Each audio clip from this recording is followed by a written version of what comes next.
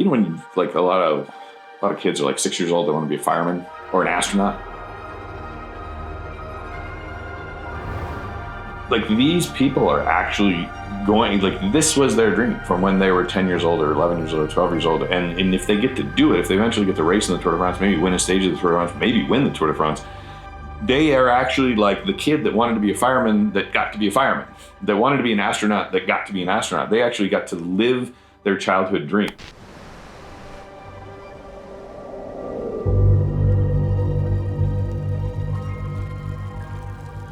If they have the confidence and they get it from the team and their teammates, of course, then they can really step up and make great results. If you have a real passion, you want to be the best, and if you truly love it, you generally stand out. The development team, the women's team, the men's team, I call it the team because to me it is a singular team. The way we've decided to approach things at EF Pro Cycling is to not separate resources, not create extremely siloed individual teams, but instead actually use the knowledge and the resources of everyone involved to create one team. And that team spans all the way from 16-year-olds onto all the way to top professionals like Kristen Faulkner or Richard Carapaz. It goes all the way through.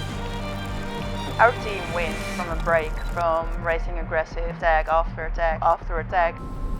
We don't differentiate between men's and women's teams. We don't differentiate between U23, junior, world tour. No, it is our knowledge base is going to producing the best team we possibly can, period.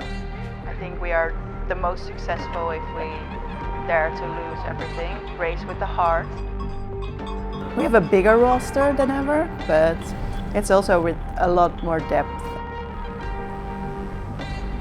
I mean, if I'm a fan of cycling, the reason to follow the Aevolo team is those riders, those names, are going to be winning the largest races in the world 6 or 7 years from now.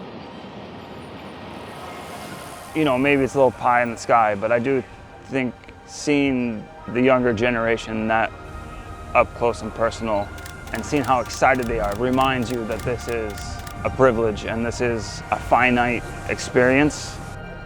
You get a little more appreciation in the moment, hopefully. Yeah.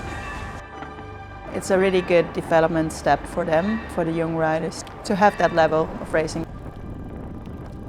Of course, to share knowledge and give their experiences, how races are raced, but also in the life to be a professional athlete. You know, to commit to the dream.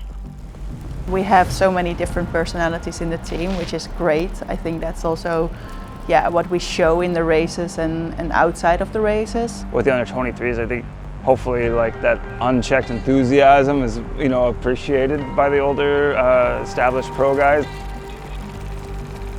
They need to race aggressive and they need to race with all what they have, with their whole heart. Sometimes you got to go above and beyond just to get it done. I want the girls to dare and to dream big, put it all out there and risk it to lose the race. There's only, you know, this dream that this is going to be something bigger.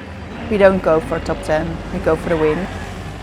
I mean, ultimately you're supporting more people and more incredibly talented and incredibly driven athletes to eventually achieve most that they possibly can, and to actually maybe some of them get to live out their lifelong dream.